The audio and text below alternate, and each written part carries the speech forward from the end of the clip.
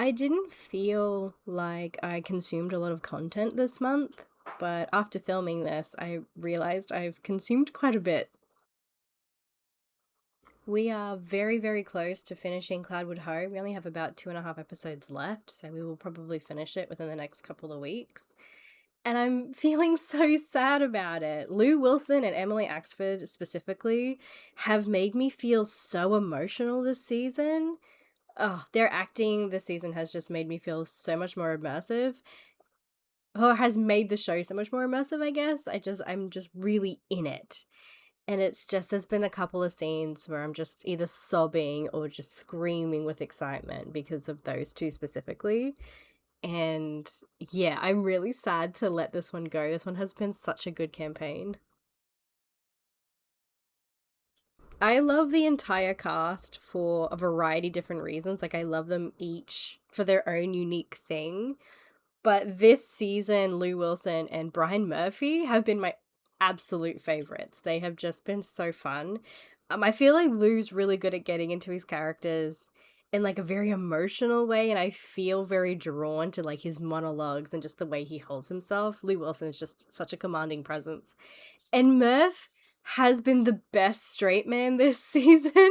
He has been thoroughly entertaining and like almost chaotic, the most chaotic I've ever seen him. And it's just been such a delight. I am such a Lou Wilson and Brian Murphy fangirl at the moment, and I don't see that changing anytime soon.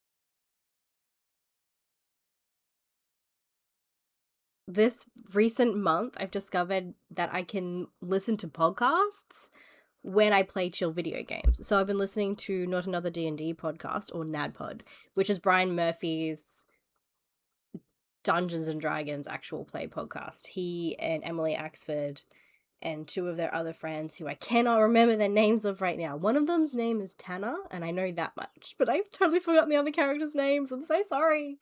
But yeah, it's really entertaining. And because I play Animal Crossing so often, it's been really good to sort of distract myself from the in-game music. I love the in-game music, but sometimes you need to be a little bit more entertained, especially when you're doing the grindy stuff like terraforming. And my partner and I play a lot of Civilization 6, and it's been really good to have that in the background as well, because we've played Civ 6 for years now, and it's a lot of fun, but again, the the in-game music isn't all that amazing after like 4 hours straight. So it's been really good to play the podcast while we listen to that. My partner's listened to all of NADPod and all of the D&D podcasts. He's caught up. So he's been nagging me to listen to them so he has someone to talk to about it. He is a huge D&D nerd. I am a low-level D&D nerd. I love the stories. I don't necessarily love the game. Like, the game is fun. I enjoy the game. I play a lot of D&D in real life. But in real life, that sounds so weird to say. But I do play a lot of D&D. But not to the extent my partner. My partner is obsessed with D&D. Everything he talks about is D&D. Every morning he will be like, I read this thing on Reddit and this guy was talking about this particular D&D thing. And I was like, oh, you're such a nerd. But anyway, so yeah, we've been playing a lot of Civ 6 lately, which has been really fun. We've been slowly trying to get all of the achievements, which is, ugh, a lot. It's a lot. But it's keeping us very distracted while we wait for Civ 7 to go on a decent sale. That only just came out this year, so we're not in a rush to get it. We are cheap in that way. We tend to wait until there is a really good sale to get a video game, especially on Steam, because Steam has such good sales so regularly. So we are keeping occupied, and we're not super excited about the way Civ 7 has changed things. We are rather traditionalist in that way. So we it was actually really good when Civ 7 came out. All of the Civ 6 expansions and such went on an insane special. So we ended up getting every single expansion, every single leader pack and all that sort of stuff. So we've actually, our game got even better after Civ 7 came out, which is really good. But yeah, it's really fun being able to play every single one of the characters as well to try and get all of their trophies and stuff. So yeah, we've been thoroughly enjoying that. And we've been playing Borderlands 4. I keep calling it Borderlands 3. I think I don't like Borderlands 3 enough where I completely erased it from my mind.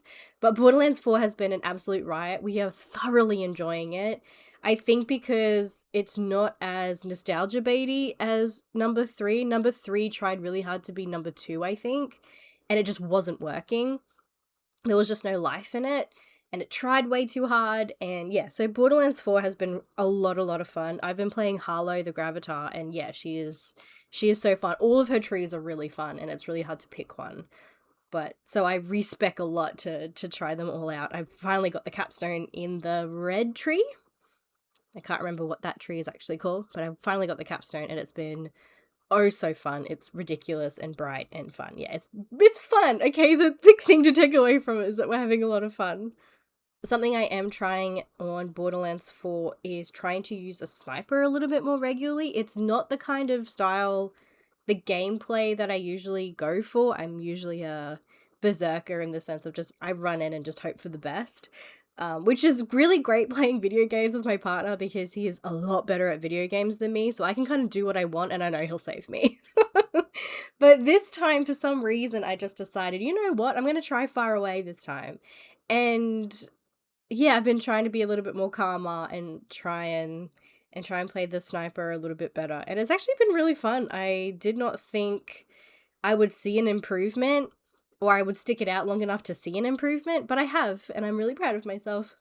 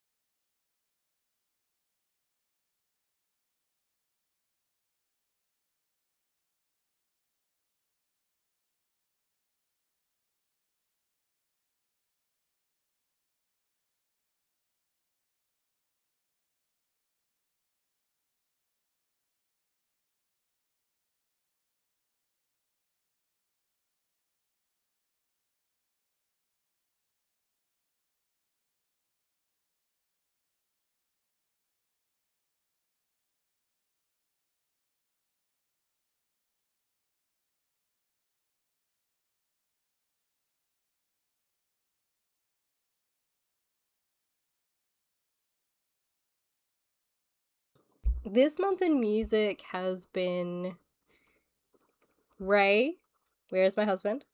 Olivia Dean, and more obviously, and it should not be a surprise, Ego Death at a Bachelorette Party. That album is the album of the year. I'm calling it. It's going to be my album of the year. My top 5 most played Spotify songs are gonna be from that album. I love it. It's fantastic. And actually this year, I think, yeah, for me at least, this year has been really good for albums. There was a weird period there of music where it was just singles. Like, everyone was just putting out singles. I don't know, I think it was because of the internet thing where, like, you had to get viral or whatever. But there just seemed to be a couple of years of weird, no, yeah, there wasn't really good solid albums. It was just it just felt like a bunch of singles. But this year, albums have been so good.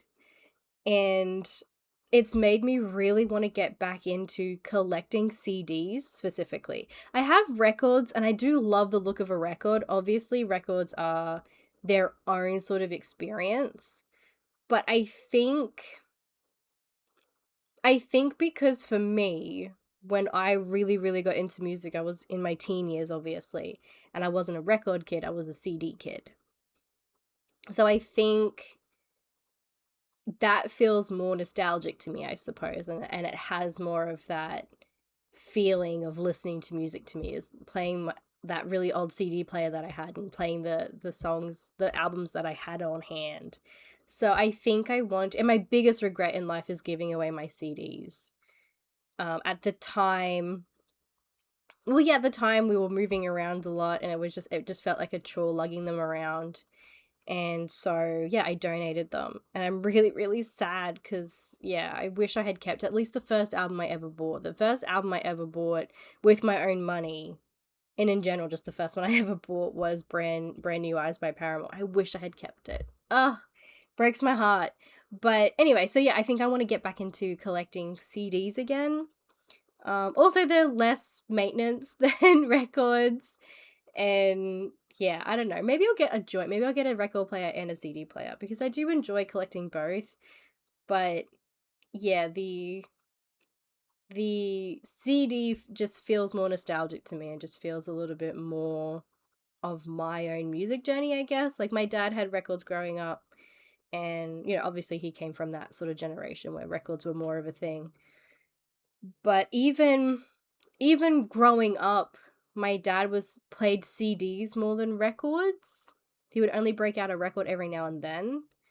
So, yeah, even my experiences with music was more CD centric. So, yeah, I think I want to bring that back and bring back sort of the feeling of just putting a CD in and listening to a CD from start to finish and not just a pressing shuffle on a playlist. I think I'm just feeling that very intentional, you're consuming intentionally, I guess, is sort of the feeling that I'm getting lately when it comes to music, is that I want to listen to albums from one to however long the album is.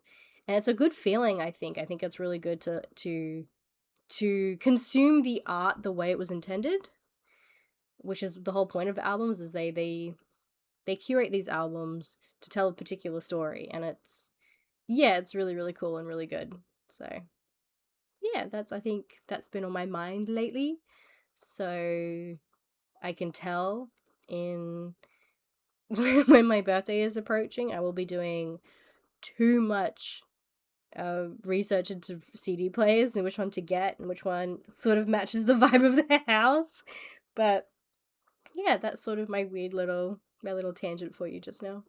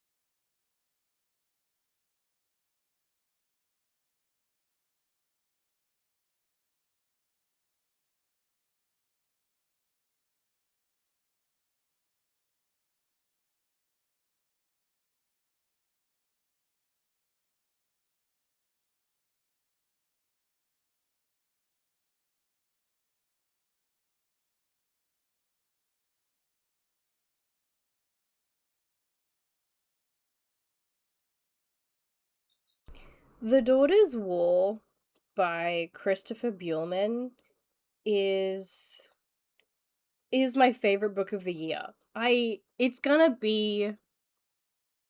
take a lot to take that mantle from it. I love it so, so much. I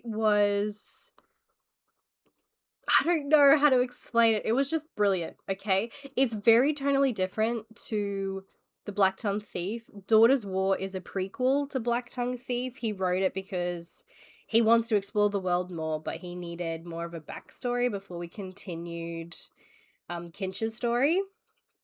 That's what I've read on the internet, at least. Haven't seen a direct quote from the author, but I've seen a lot of Reddit posts and stuff, and it seems to be the general consensus. So, yeah, so I obviously love Black Tongue Thief. I kind of picked up everything since the Two Fires book that I read earlier this year, which is also phenomenal, and I did really, really enjoy that.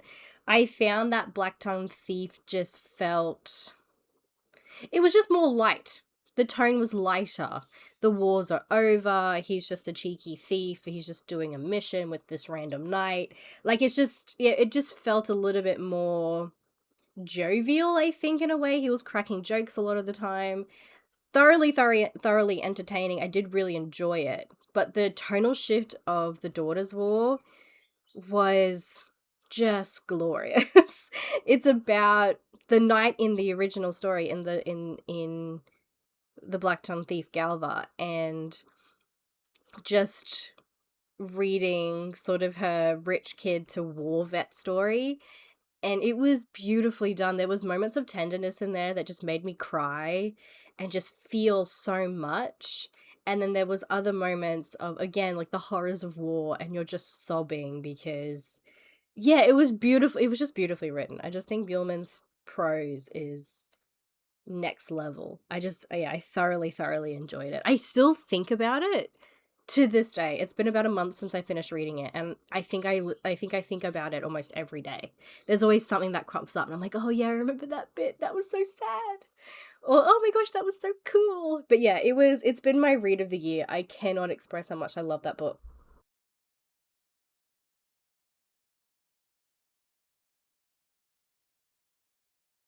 Hecate by Nikita Gill was my most anticipated book of the year. Hecate is my favorite goddess of the ancient Greek pantheon, and so I was incredibly excited to hear that there was a retelling coming out, not to mention a Nikita Gill retelling. Immediately I knew it was going to be beautiful. It was an automatic buy because I thoroughly enjoy Nikita Gill's work in general.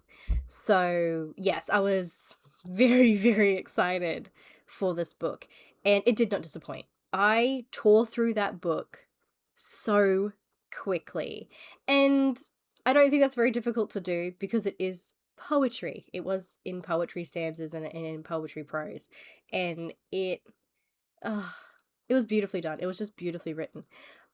Originally, I was a smidgen disappointed because of how quickly it was over, which is truly my own fault because I read it in like 3 days because I just could not put it down.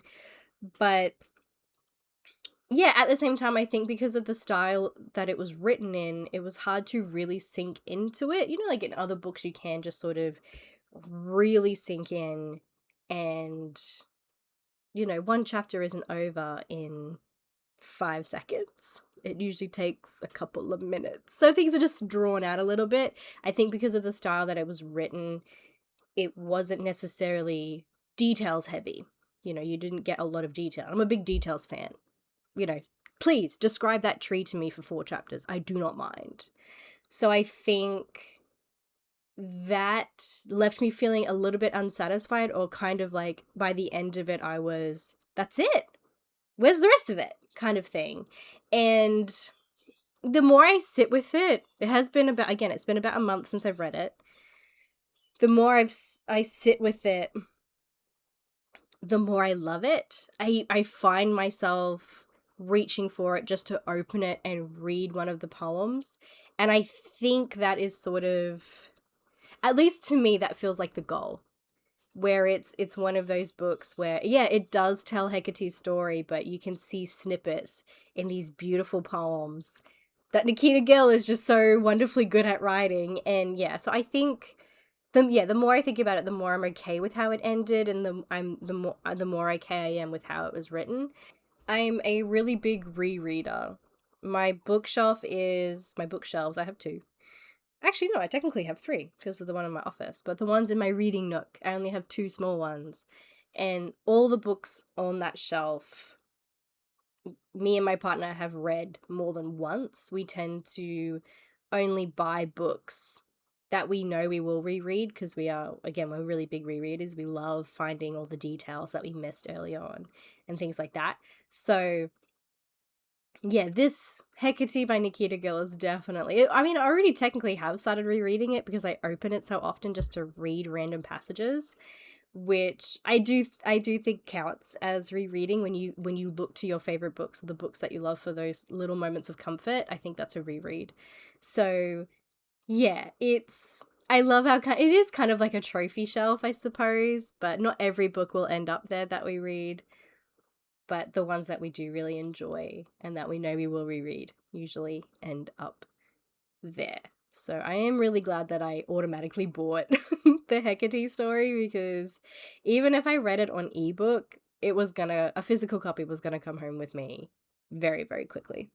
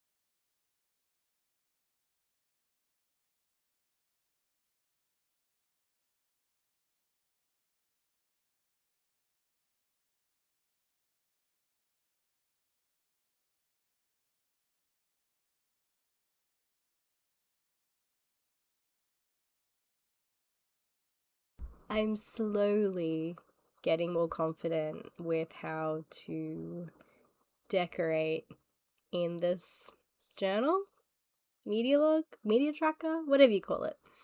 I am wanting to bring a little bit of my usual style into it, whilst also maintaining sort of the very minimalism that I like. I do want the fan art and the album covers and the book covers to speak for themselves more often than not.